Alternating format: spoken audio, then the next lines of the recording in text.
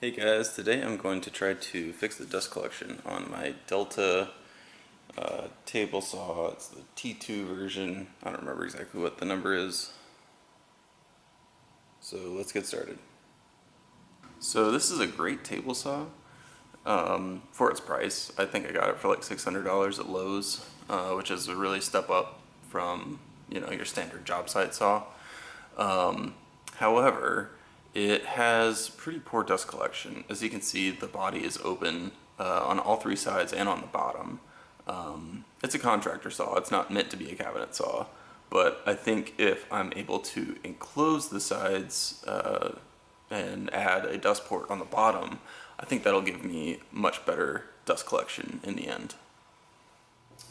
So my plan is to use these corrugated plastic panels you can pick up from your home center. They're kind of thin-walled with this kind of corrugated internal structure that helps it keep its form. It's about a 1/4 inch thick, and it should be airtight itself. I'll have to be a little bit creative to fill in all the gaps around it, but that's kind of the goal here.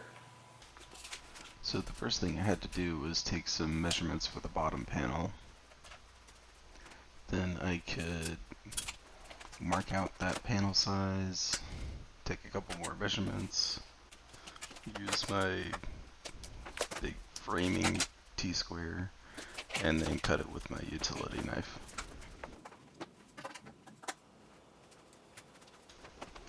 I tried using this compass to mark out the legs. Didn't really end up working all that well.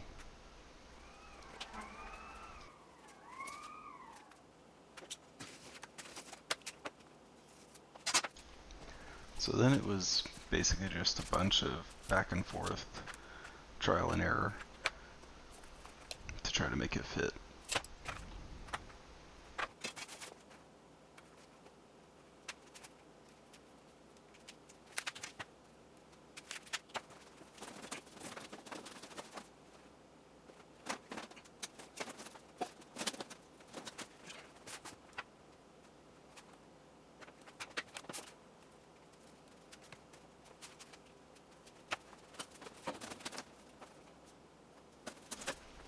And eventually I got to the point where I was happy with the fit.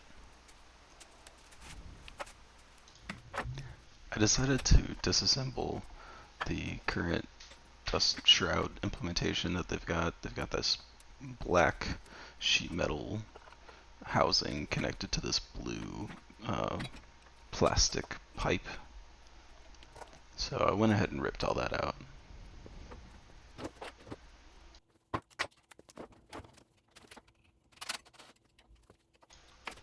There were a lot of little sheet metal screws to take out during this stage.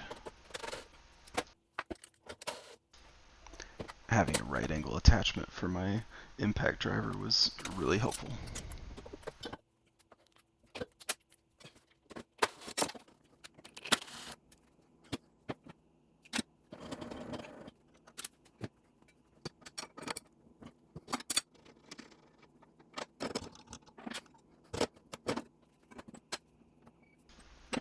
So if you decide to do something similar, don't remove these 4 bolts like I did. Well, actually 2 bolts and 2 grub screws. They're not part of the dust collection housing. They're just there to hold the riving knife in place.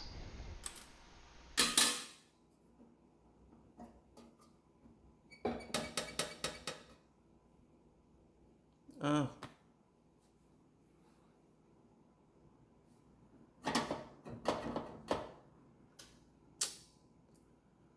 Stupid.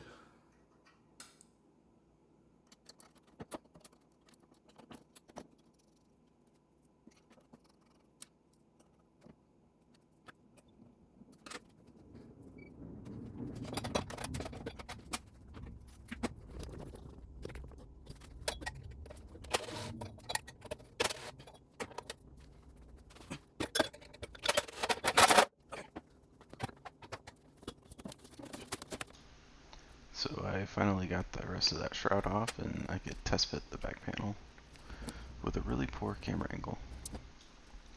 And here I am adding the hole for the dust port to the bottom panel.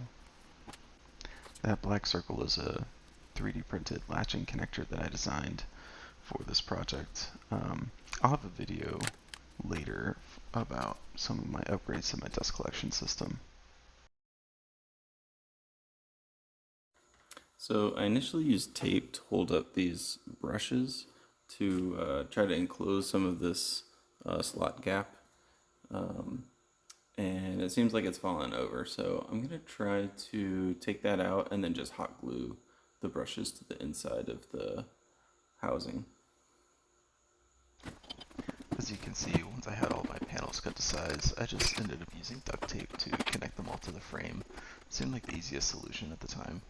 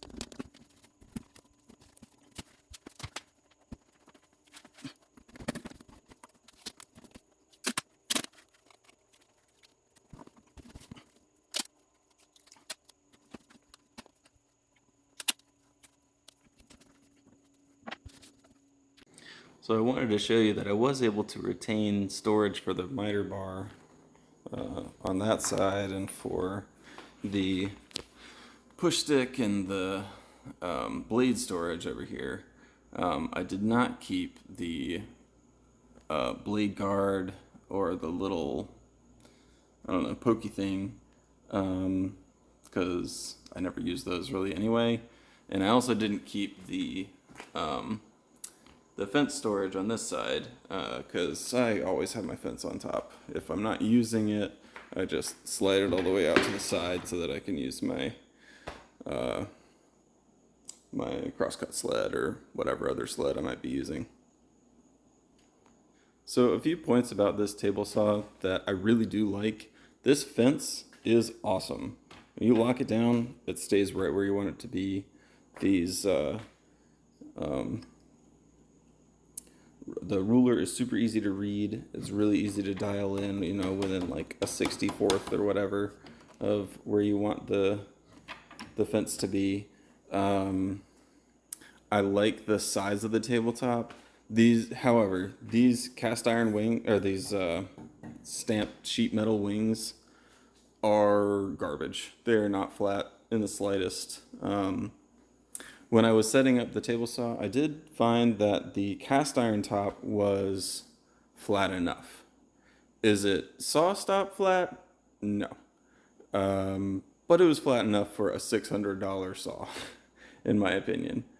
So one thing you probably noticed earlier in the video is I did install this router lift in this MDF wing. And I also have this router fence permanently mounted to one side of my fence.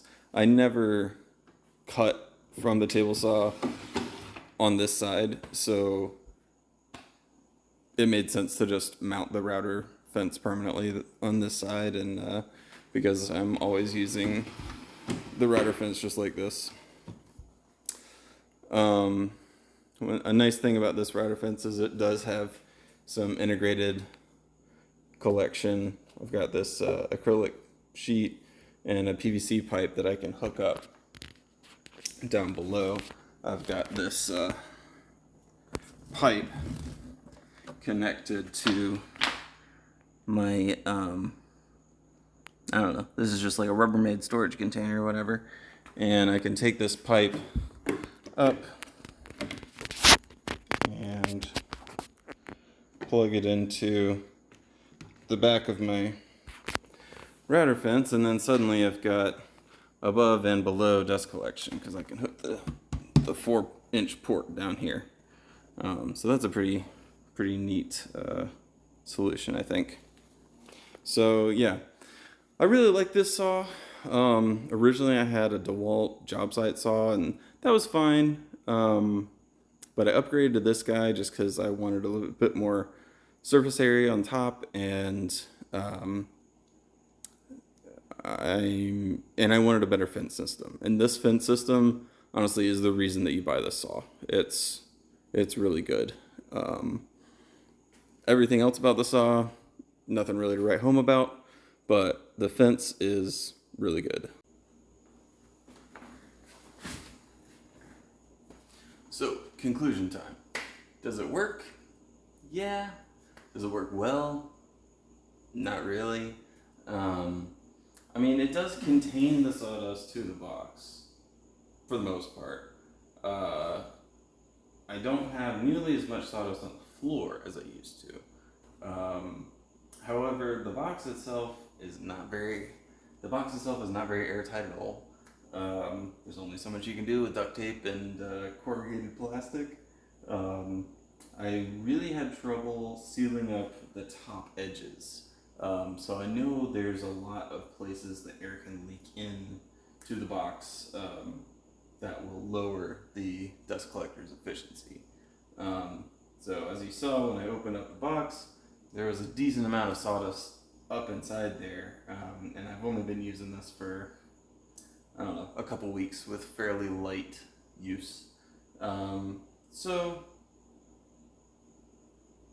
I don't know. It did alright.